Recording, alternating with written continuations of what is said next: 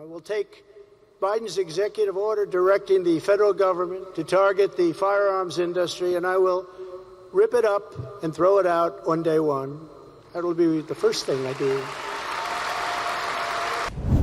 Alrighty, now let's bring in Florida Congressman Matt Gaetz. Matt, thank you for joining us, Congressman Gaetz. So Trump, interesting speech there, and I think he highlighted, especially to the NRA crowd, some of the things he had done over 4 years as president. He really did protect our Second Amendment rights as president, didn't he?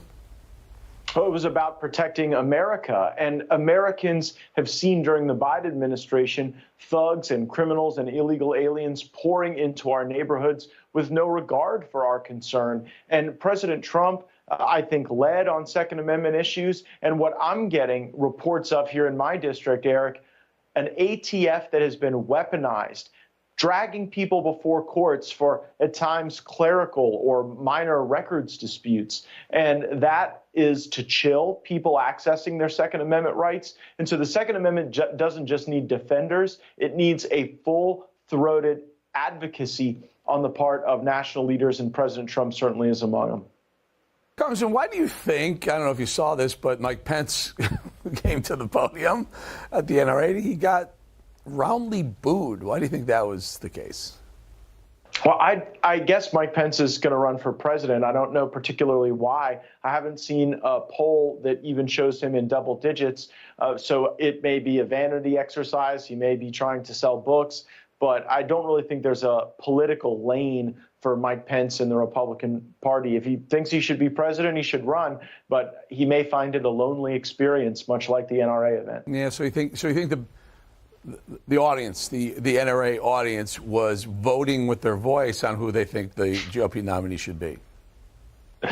Indeed, and that's why President Trump's got a pretty strong command on that going forward. But I think it's smart that President Trump is focusing a lot of his messaging now around some of these specific issue sets, whether it's going after the deep state and the speech he gave at Mar-a-Lago, or now talking about Second Amendment and gun rights. These are issues that a lot of voters care about who vote in primaries, a lot of single-issue voters, as a matter of fact. And so President Trump is building out his coalition and his constituency for that run, and I think others would be wary to challenge him. Yeah, and before we move on to the next subject, Governor Ron DeSantis also delivered a speech via video. But something very important to the crowd there should be in this state, our state, Florida, state of Florida. He protected our Second Amendment right through constitutional carry, meaning you don't need another license to carry a gun in the state of Florida. And how do you think that is going to play in the election? Well, I'm very excited that on July 1st, we will have permitless carry here in Florida, and all of the lawmakers and leaders should get credit for that coming to fruition. I do think in Florida, we need to repeal the red flag laws. Second Amendment leaders have to recognize that more than 8,000 people have been subject to red flag laws. They didn't stop 8,000 school shootings. Oftentimes, red flag laws are emerging in dissolution of marriage litigation or neighbor disputes. And that is a deprivation of rights that should really bother everyone in our state leadership until it is resolved and remediated. There you go. Matt, the other subject I want to talk to you about was the this leak, this Pentagon leak. The leaker, some low-level U.S. airman, somehow gets his hands on highly classified documents. Biden left the White House yesterday, was asked about it. He said, I'm not worried about it. And there was a little bit of a cleanup on aisle 5 today when he basically made a comment saying, well, I'm kind of worried about it. It doesn't seem like he's taking it very seriously, but we all should, shouldn't we? Yeah, I'm certainly not going to cheerlead a leak of any information like this. I come from a community where the protection of this type of information can be life or death for family members and my constituents. At the same time, Eric, I think we need a better way to utilize the federal whistleblower system where people believe that they are observing corrupt action or lies from government.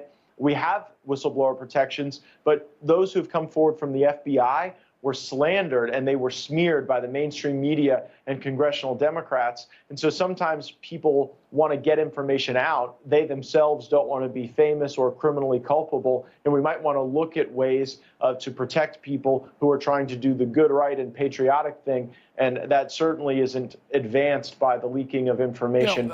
And I don't want to prejudge this particular case, but generally, this type of classified information should be classified for a reason. You bring up a point, and I know we got to let you go, but you bring up a point about whistleblowers. And, I'm a libertarian. I think Ed Snowden, I don't think he's a criminal. I think he's a hero.